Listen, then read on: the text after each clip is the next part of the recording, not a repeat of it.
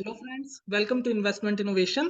तो आज मैं आपके लिए एक ऐसा कॉन्सेप्ट लेके आया हूँ जिसकी वजह से जो नॉन कॉमर्स स्टूडेंट हैं या जो नॉन कॉमर्स रिलेटेड पर्सन्स हैं, वो भी इस चीज़ को समझ पाएँगे कि किसी शेयर को जाँचने परखने के लिए किन-किन चीज़ों की ज़रूरत पड़ती है। बहुत से नॉन कॉमर्स स्टूडेंट या बहुत से नॉन कॉमर्स रिलेटेड पर्सन्स मेरे पास ये मैसेज करते हैं कि यार हम किस तरीके से कंपनी को एनालाइज़ करें, हम तो कॉमर्स से रिलेटेड हैं ही नहीं, या हम इस फील्ड से रिलेटेड ही नहीं है, तो हम भी इन्वेस्टमेंट करना चाहते हैं और खुद से एनालाइज़ करना चाहते हैं, बट हमें नहीं पता कि क्या-क्या चीज़ें देखने की ज़रूरत है, क्या-क्या चीज़ें एनालाइज़ करने की ज़रूरत है। तो मैं उसी चीज़ को लेते हुए, उसी एक प्रॉब्लम अप्रोच को लेते हुए मैं आप लोगों के साथ आज एक कॉन्सेप्ट जो डिस्कस करने वाला हूँ, वो करने वाला हूँ बैलेंस शीट और प्रॉफिट एंड लॉस अकाउंट का। तो हाँ दोस्तों, आज बैलेंस शीट और प्रॉफिट एंड लॉस अकाउंट के ऊपर हम लोग एक बार नज़र मारेंगे और चीज़ों को देखेंगे कि मोटा-मोटा हम किस तरीके से किसी चीज़ को एनालाइज़ कर सकते हैं। तो आइए शुरू करते हैं। तो देखिए, जैसा कि आपके सामने ये टीसीएस कंपनी का मैंने स्क्रीनर डॉट इन पे एक चार्ट खोल रखा है, और आप यहाँ पे स्क्रीनर स्क्रीनर डॉट इन पे जाके किसी भी कंपनी को शेयर को या किसी भी कंपनी के शेयर को सर्च कर सकते हैं और कंपनी के बारे में सारी डिटेल निकल के आ जाएगी। यहाँ पे अबाउट सेक्शन में की पॉइंट्स में उसकी तरह-तरह की डिटेल आप जो भी जानना चाहते हैं, रेवेन्यू ब्रेकअप क्या है, प्रोडक्ट्स क्या हैं कंपनी के, किस-किस चीज़ों में डील करती है, वो आप यहाँ से देख सकते हैं। और हम लोगों का आज एजेंडा बेसिकली ये नहीं है कि किन चीज़ों में डिस्कस डील करती है। आज हम लोगों का एजेंडा है खाली बैलेंस शीट और प्रॉफिट एंड लॉस अकाउंट। तो आज हम डिस्कस करेंगे खाली बैलेंस शीट और प्रॉफिट एंड लॉस रिलेटेड चीज़ों को। अदर रिलेटेड आइटम्स मैं एक सेपरेट वीडियो में आपके साथ डिस्कस करूँगा, क्योंकि अगर मैंने इसी वीडियो में वो चीज़ कवर करी तो ये वीडियो काफ़ी लंबा हो जाएगा। तो देखिए, सबसे पहले हम नीचे आते हैं, और नीचे आने के साथ ही जी हाँ, सबसे पहले हम प्रॉफिट एंड लॉस अकाउंट की बात करते हैं। तो यहाँ मैंने ईयर ऑन ईयर बेसिस पे प्रॉफिट एंड लॉस निकाल रखा है। प्रॉफिट एंड लॉस निकालने का रीज़न क्या है, यहाँ पे सबसे पहले कंपनी की इनकम और कंपनी के एक्सपेंसेस का आइडिया हमें प्रॉफिट एंड लॉस अकाउंट से पूरा-पूरा लग जाता है। क्यों? क्योंकि अगर हम यहाँ पे बात करें, जैसे कि 37,000 करोड़ अप्रॉक्सिमेटली कंपनी ने मार्च 2021 में सेल्स करी थी। अब सेल्स में देखिए, ये अगर ड्रॉप डाउन करेंगे तो यहाँ पे 2 तरीके की फिगर आ जाएँगी, परसेंटेज इन टर्म्स और परसेंटेज ग्रोथ में कितना परसेंटेज है उस कंपनी का। तो यहाँ पे अगर मैं बात करूँ, यहाँ पे 37,000 करोड़ से लेके अगर कोई company year on year basis पे यहाँ पे इतनी ज़्यादा ग्रो करती हुई नज़र आ रही है, तो ये उस कंपनी के लिए फ्यूचर के लिए अच्छा है। और बात करते हैं एक्सपेंसेस की, तो देखिए एक्सपेंसेस 2 तरीके के होते हैं, एक डायरेक्ट और एक indirect, variable and semi variable. Basically direct expenses किस तरीके के होते हैं, तो ये यहाँ पे सबसे पहले समझते हैं। किसी भी कंपनी के लिए डायरेक्ट एक्सपेंसेस वो एक्सपेंसेस होते हैं जो उसकी सर्विसेज रेंडर्ड करने के लिए उसे ज़रूरी होते हैं। जैसे यहाँ पे मैं एक एग्ज़ाम्पल देता हूँ, टीसीएस एक सर्विस ओरिएंटेड कंपनी है, सर्विस प्रोवाइड करने वाली कंपनी है मेजरली। तो अगर टीसीएस के लिए डायरेक्ट एक्सपेंसेस देखें, तो उसके लिए यहाँ पे एम्प्लॉयी कॉस्ट सबसे ज़्यादा लगेगी। क्यों? क्योंकि एम्प्लॉयी ही हैं जो उसकी सर्विसेज़ को रेंडर्ड करते हैं और डिलीवर करते हैं। किसी भी कंपनी के मेजर कॉस्ट में उसके बेसिक नेचर का, किस तरीके की वो कंपनी है, whether it is service rendering, manufacturing, are-and-D, तो उस तरीके से हम लोग ये डिफाइन करते हैं। यहाँ पे टीसीएस के लिए एम्प्लॉयी कॉस्ट एक डायरेक्ट एक्सपेंस है, तो यहाँ पे इन्होंने इस तरीके से यहाँ पे देखिए मेजर सेल्स का 50% पार्ट हमारा जो है वो एम्प्लॉयी कॉस्ट से रिलेटेड है। अगर मान लीजिए एक मैन्युफैक्चरिंग कंपनी होती, मैन्युफैक्चरिंग कंपनी सच एज़, मैं कोई भी कंपनी एक ले लेता हूँ, सपोज़ मैं एक हीरो मोटोकॉर्प ले लेता हूँ। हीरो मोटोकॉर्प जैसे अगर हम बात करें, हीरो मोटोकॉर्प में अगर आप यहाँ देखेंगे तो एक्सपेंसेस में देखिए एम्प्लॉयी कॉस्ट खाली 6% है, और जबकि मटेरियल कॉस्ट इनकी 67% है। तो ये डिपेंड करता है कि कौन-सी कॉस्ट किस कंपनी के लिए कितनी ज़्यादा है। अगर हम यहाँ से एम्प्लॉयी कॉस्ट और टीसीएस की एम्प्लॉयी कॉस्ट अगर कंपेयर करना चाहें, तो वो एक इर्रेलेवेंट हमारे लिए फिगर होगी, क्योंकि हम कोई ये कहेगा यार एम्प्लॉयी कॉस्ट इसमें तो बहुत कम लग रही है, टीसीएस में बहुत ज़्यादा है, तो वो बेकार कंपनी है। बट ऐसा नहीं है। ये डिपेंड करता है कंपनी टू कंपनी, कंपनी का नेचर क्या है। हम वापस टीसीएस पे आ जाते हैं। यहाँ पे आपने देखा एम्प्लॉयी कॉस्ट इस कंपनी के लिए डायरेक्ट एक्सपेंस है और मेजर एक्सपेंस है। अब बात करते हैं इसके बाद यहाँ पे, ये टीसीएस का, हाँ जी, ये ईयर ऑन ईयर बेसिस पे। और अगर हम यहाँ पे बात करें, देखिए यहाँ पे अदर कॉस्ट सच एज़ छोटी-छोटी cost which is related to आपकी rendering of services such as किसी के एक्सपेंस रिम्बर्समेंट हो गए, कोई भी किसी तरीके की चीज़ें हो गई जो बहुत छोटे किसी हेड में नहीं आ पा रहे, तो वो इस हेड में जाते हैं other expense other other cost में। तो टोटल एक्सपेंस घटाने के बाद जो कंपनी का प्रॉफिट आता है, उसे कहते हैं हम ऑपरेटिंग प्रॉफिट। जी हाँ, टर्म याद रख लीजिए ऑपरेटिंग प्रॉफिट। ऑपरेटिंग प्रॉफिट का मतलब क्या होता है? कंपनी अपने मोटे-मोटे खर्चों को घटा के कितना प्रॉफिट कमा पा रही है, उस कंपनी का ऑपरेटिंग प्रॉफिट कहलाता है।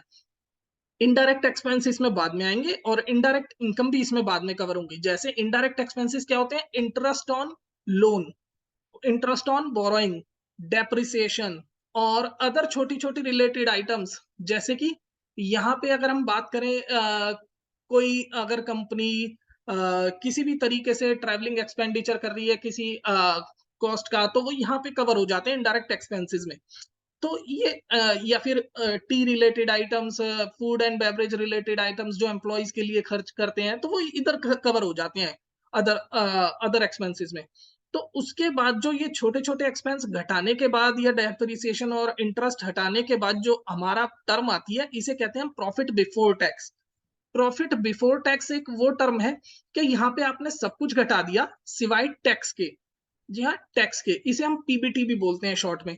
अगर पीबीटी में से टैक्स घटा दें और टोटल हमारा नेट प्रॉफिट बचता है, तो ये जो नेट प्रॉफिट होता है, ये शेयर होल्डर्स की नेट इनकम होती है, जिसमें से कंपनी आइदर डिविडेंड दे या फिर इस कंपनी को आगे इस पैसे को आगे या इस रिजर्व को आगे एक्सपेंशन के लिए लगाए या बोनस शेयर्स बाँटने में इस पैसे को लगा दे।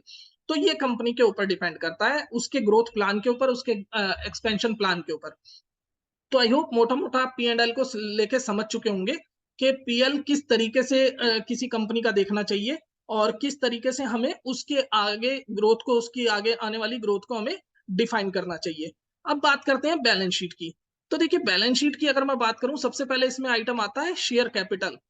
शेयर कैपिटल यानी कि किसी कंपनी में किसी ओनर के द्वारा लगाया हुआ इनिशियल इन्वेस्टमेंट या इनिशियल पैसा जिसे फर्दर दे कैन इंक्रीज और decrease basis on the requirement. तो अब यहाँ पे बात करते हैं शेयर कैपिटल यानी कि वो पैसा जो शेयर टर्म्स में डिवाइडेड हो सकता है और नंबर ऑफ शेयर्स भी इसी के बेसिस पे हम डिवाइड करके निकाल सकते हैं। जैसे यहाँ पे फेस वैल्यू कंपनी की 1 रुपया है। देखिए यहाँ पे फेस वैल्यू कंपनी की 1 रुपया है और यहाँ पे 375 करोड़ रुपए इनकी शेयर कैपिटल है। 366 करोड़ सॉरी। तो 366 करोड़ यानी कि 366 करोड़ शेयर्स कंपनी के अभी मार्केट में होंगे जो एक बेसिस पे अगर हम बेसिस की बात करें 1 रुपए की फेस वैल्यू के उसमें कुछ प्रेफरेंस शेयर कैपिटल थे पहले। प्रेफरेंस शेयर कैपिटल और इक्विटी शेयर कैपिटल में अभी मैं आपको डीप में नहीं लेके जाऊँगा क्योंकि ये इर्रेलेवेंट है आपके शेयर मार्केट के या शेयर एनालिसिस के रिलेटेड। और अगर मैं इसकी बात करूँ तो 366 करोड़ इनकी शेयर कैपिटल है। इसके बाद रिजर्व आता है। रिजर्व जैसे कि आप नाम से ही समझ पा रहे हैं, किसी कंपनी का वो पैसा जो कंपनी अपने बुरे वक़्त में यूज़ कर सकती है, अपने ग्रोथ प्लान के लिए, अपने एक्सपेंशन प्लान के लिए। अब जैसे मैं बात करूँ मार्च 19 के बाद मार्च 20 में यहाँ पे ये देखिए रिजर्व एकदम कम हो गया था 89 करोड़ से 89 करोड़ से 89,000 करोड़ से और 83,000 करोड़ आ गया था। आप अगर ये बात करें 6,000 करोड़ के आसपास का डिप आया था। क्यों? क्योंकि कंपनी के आसपास कंपनी के पास अपना पैसा था, तो वो कोविड में होने वाले क्राइसिस से निपट पाए, डील कर पाए। अगर हम बात करें 86,000 करोड़ उसके बाद बढ़ने लगा, वापस बढ़ने लगा 88,000 करोड़ तो प्री कोविड लेवल तक यहाँ पे हम तकरीबन आ गए 2 साल के अंदर-अंदर। अगर कंपनी के पास अपना रिज़र्व अच्छा खासा नहीं होता, तो क्या कंपनी 6,000 करोड़ का लॉस ले पाती? कई कंपनियों के तो मार्केट कैपिटलाइज़ेशन इतने नहीं होते कि 6,000 करोड़ का डिप ले पाती।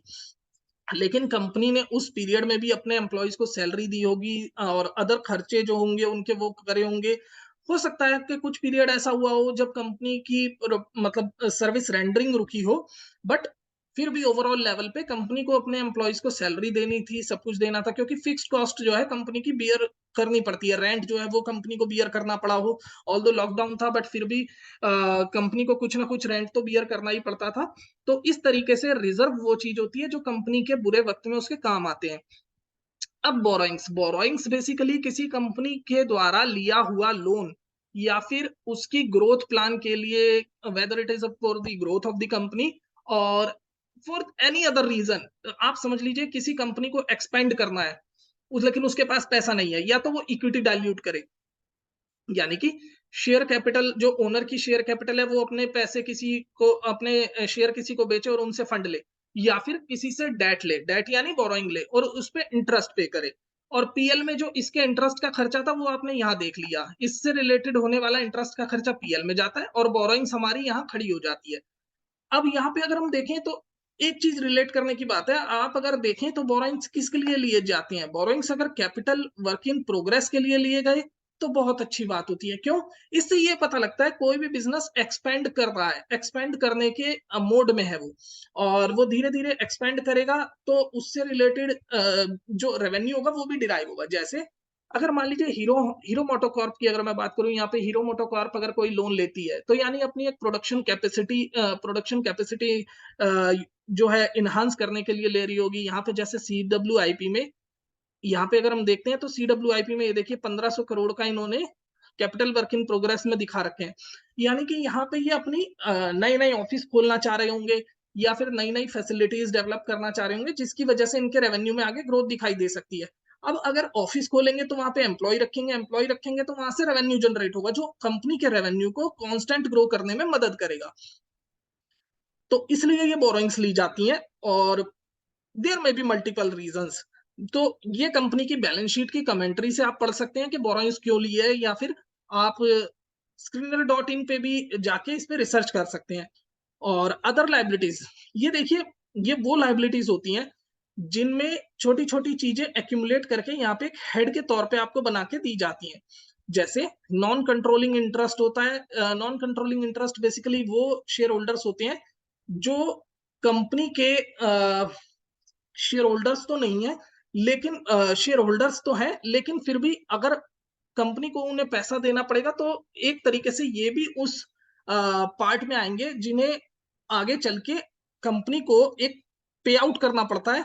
तो ये वो शेयर होल्डर्स होते हैं जो सर्वसम्मति में नहीं आते और कहीं ना कहीं ये डील करते हैं, और कहीं ना कहीं ये डिनोट करते हैं नॉन कंट्रोलिंग इंटरेस्ट को, मतलब इनका कोई कंट्रोल नहीं होता कंपनी के ऊपर, बट फिर भी ये इस तरीके से यहाँ पे इनके इनके लिए जो पैसा देने की बात आती है, लायबिलिटीज की बात आती है, वो यहाँ पे शो करते हैं। और अगर हम बात करें ट्रेड पेबल्स की, ट्रेड पेबल्स देखिए ये इस तरीके की चीजें आती हैं, जैसे मान लीजिए कहीं आपने किसी को सर्विस रेंडर्ड करी, बट उन सर्विस रेंडरिंग के लिए आपने किसी से सर्विस हो सकता है ली हो। अब हम टीसीएस के रिलेशन में ही बात कर रहे हैं, किसी से आपने सर्विसेज ली हो, तो यानी कि आपके वेंडर्स, आपको वेंडर को पैसा देना है तो उन्हें बोलते हैं ट्रेड पेबल्स। ये जितना लोअर होते हैं उतना अच्छा होता है, बट अगर ये ज्यादा भी हो रहे हैं तो इसके कंपैरिजन में ट्रेड रिसीवल्स भी ज्यादा होने चाहिए, जो कि हम यहाँ से एक बार देख लेते हैं। देखिए जैसे यहाँ पे ट्रेड रिसीवल्स लगातार बढ़ते हुए नजर आ रहे हैं, और कंपनी के अगर ट्रेड पेबल्स बढ़ रहे हैं तो ट्रेड रिसीवल्स भी कंपनी के उसी प्रोपोर्शन में बढ़ते हुए नजर आ रहे हैं। एडवांसेस फ्रॉम कस्टमर्स, तो देखिए यहाँ पे कंपनी को कुछ कस्टमर्स ने ऑलरेडी एडवांस दे रखा है, और वो यहाँ पे दिखाते हैं लाइबिलिटी में, इसलिए दिखाते हैं क्योंकि मान लीजिए अगर कंपनी सर्विस नहीं दे पाई तो ये पैसा कंपनी को वापस करना पड़ेगा फ्यूचर में, तो ये कंपनी के लिए एक लाइबिलिटी हो गई।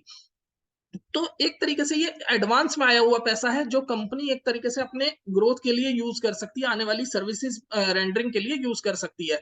और यहाँ पे अगर हम बात करें अदर लाइबिलिटी आइटम्स जो ऊपर कहीं नहीं आती, वो नीचे इस हेड में दिखाई जाती हैं।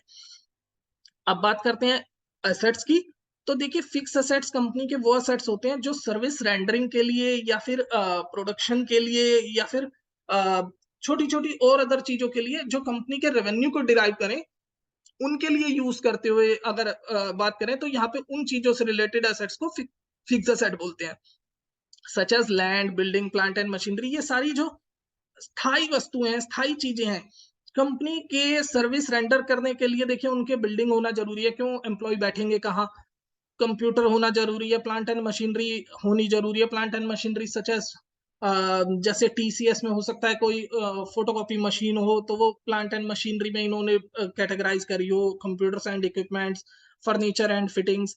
फर्नीचर एंड फिटिंग मतलब डेस्क, जो आपके नॉर्मल डेस्क होते हैं, चेयर्स होती हैं, व्हीकल्स, गाड़ियां, कंपनी की इंटेंजिबल असेट्स। बेसिकली इस तरीके की कंपनीज में इंटेंजिबल असेट्स एक बहुत मेजर रोल प्ले करते हैं, क्योंकि ये किसी भी सर्विस को बना के या सॉफ्टवेयर को बना के उसका पेटेंट कराते हैं, तो वो इंटेंजिबल एसेट होते हैं, यानी कि अपना अपना जो अ, राज होता है उस पे, उस पेटेंट पे वो दिखाने के लिए कि हाँ ये मेरी प्रॉपर्टी है और इस प्रोडक्ट को मेरे से मुझसे ही बिलोंग किया जाए आने वाले टाइम में इस पर्टिकुलर पीरियड के लिए, तो that is called your patent और कॉपीराइट। और अदर फिक्स एसेट जो ऊपर कहीं नहीं आते वो इसमें आ जाते हैं। वैसे तो ये बहुत नेग्लिजिबल आइटम्स होती हैं, कभी-कभार तो होते भी नहीं है, बट यहाँ पे है, ऑब्वियसली काफ़ी बड़ी कंपनी है तो कुछ ना कुछ आया ही होगा। सो हो सकता है इसमें जैसे वाटर डिस्पेंसर या अदर आइटम्स, तो वो इसमें अदर में करके इन्होंने कैटेगराइज़ कर रखा हो। अब बात करते हैं यहाँ पे सीडब्ल्यूआईपी की, वो हमने ऊपर से डिस्कस कर ही लिया था बोरोइंग्स के कंटेक्स्ट में और बोरोइंग्स के साथ हमने। अब बात आती है इन्वेस्टमेंट्स की। देखिए कंपनी के पास पैसा बहुत सारा है, बट पैसा अपने पास रख के तो कंपनी फायदा होगा नहीं, और सारा कुछ ये लोग इस तरीके से बांट भी नहीं सकते हैं, क्योंकि अगर मान लीजिए एक्सपेंशन करना पड़े तो कब जरूरत पड़ जाए पैसे की कोई नहीं जानता। तो इसलिए कंपनी के पास आइडल पड़ा हुआ फंड भी काम नहीं देगा, इसलिए कंपनी इन्वेस्ट करती है सो दैट उससे होने वाली रिटर्न तो कुछ ना कुछ आ जाए, जो कि अदर इनकम में हम लोग ने ऊपर देखी। अदर इनकम में यहाँ पे हो सकता है कंपनी को इंटरेस्ट मिल रहा हो, तो इनकम एक तरीके से इंटरेस्ट ऑन इन्वेस्टमेंट कंपनी के लिए अदर इनकम है। रेवेन्यू फ्रॉम कस्टमर्स कंपनी के लिए डायरेक्ट इनकम है, और रेवेन्यू फ्रॉम या फिर इंटरेस्ट फ्रॉम इन्वेस्टमेंट कंपनी के लिए इनडायरेक्ट इनकम है। बट दोनों को मिला के टोटल इनकम उसकी काउंट हो जाती है। अब बात आती है अदर एसेट्स पे। तो देखिए अदर एसेट्स में कंपनी के पास अच्छा खासा पैसा पड़ा है। तो हमने बात करी थी ट्रेड रिसीवेबल्स की, तो जितना भी कस्टमर्स से पैसा आना बाकी है उसे हम ट्रेड रिसीवेबल्स में दिखाते हैं। और उस तरीके की चीजों को बढ़ते हुए अगर नेचर की है तो बहुत अच्छी बात है। और यहाँ पे इन्वेंटरीज किसी भी कंपनी के पास होने वाला इस तरीके का प्रोडक्ट जो आगे कंपनी बेचने का सोच रही है, या फिर नियर फ्यूचर में कंपनी उसे बेच सकती है, वो that is called your inventory. अब टीसीएस जैसी कंपनी में इन्वेंटरीज नेग्लिजिबल होना इसलिए भी वाजिब है क्योंकि ये सर्विस रेंडरिंग का काम करती है, तो इन्वेंटरीज ऐसा होनी भी नहीं चाहिए। बट थोड़ी बहुत इन्वेंटरीज है तो हो सकता है कंपनी ने कुछ सॉफ्टवेयर डेवलप करके रखे हुए हो, और वो सॉफ्टवेयर आने वाले टाइम में ये यहाँ पे बेचने का प्लान कर रहे हो, तो दैट इज कॉल्ड इन्वेंटरीज।